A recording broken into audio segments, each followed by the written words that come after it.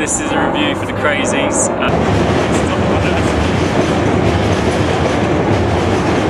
Okay, this is a review for the crazies. Basically, I'm going to start by saying it was disappointing. It's supposed to be a remake of a classic, and it just ended up being an absolute disaster. The whole point of making the remake is to improve the film. It has the same scare tactics all the way through the film, and it doesn't have any gore at all. I mean, if you're going to make a film, you can make it gorier, or you need to make it scarier, or even the look of the film, and none of this is improved at all from the original by Romero. It's pretty bland, there's no scare at all in the whole film. I mean, you kind of wonder what the point of the film is. You look at most of the characters, you don't feel anything for them, you don't learn anything about them. I mean, there is a chance for the film to actually be good, with a lot of psychological thriller about who's crazy and who's not. The film just doesn't use it well at all. It tries to place a silly humour upon this sort of psychological scare that you were supposed to film, and it's just it's so bad. It's just so bad. Midget. Oh, blanket train.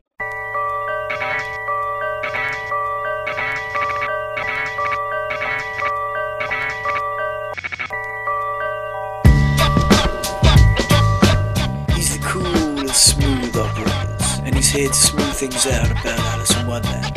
It's Jim. I don't know what the fuck I'm gonna say.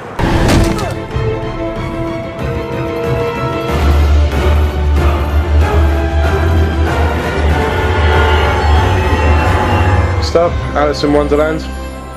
Unfortunately, Tim Burton couldn't remember what Alice in Wonderland was like, so he decided to make up his own version, where Alice is fit and 19, and 2 has lost her memory of her previous trip to Underland, much like An Evening with R. Kelly. It's the freaking weekend, baby, I'm about to have me some mystery.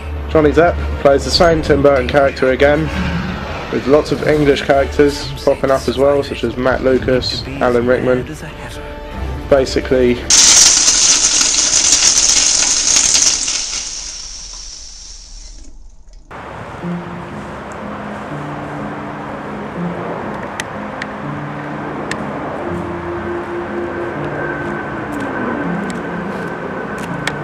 hello there, we are viewing Alice in Wonderland today, the new Tim Burton film.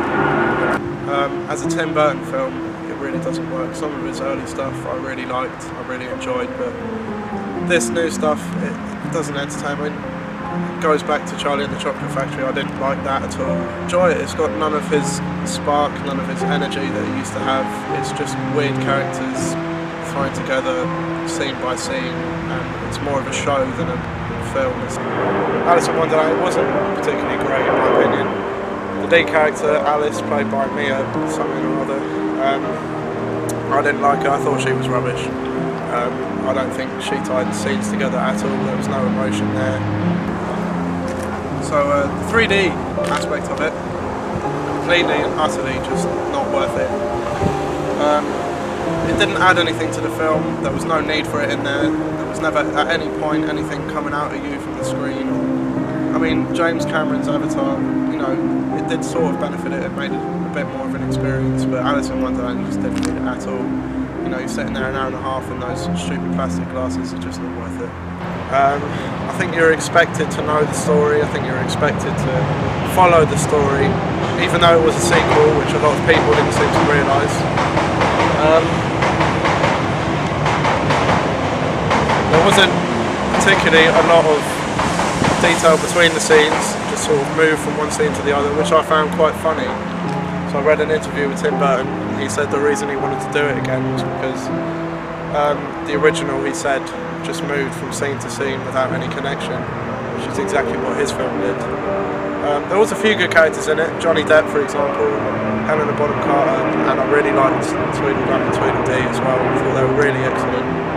But overall, it wasn't enjoyable. I would suggest paying for it. So what I'd say is, if you wanted to see this film, if you got really excited about seeing this film, don't see it. It will completely ruin everything you had thought about this film.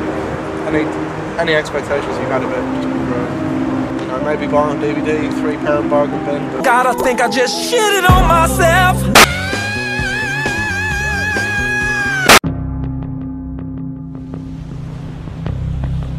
a briefing about the institution All I know is it's a mental hospital. for the criminally insane.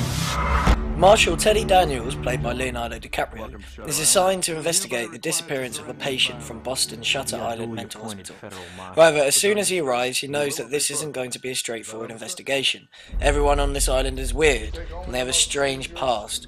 Marshal Teddy Daniels' suspicion begins to grow, and so does his paranoia, as he realises there is more to this case than just one missing patient. This film, I thought it was entertaining. I think it's both worth your time and your money.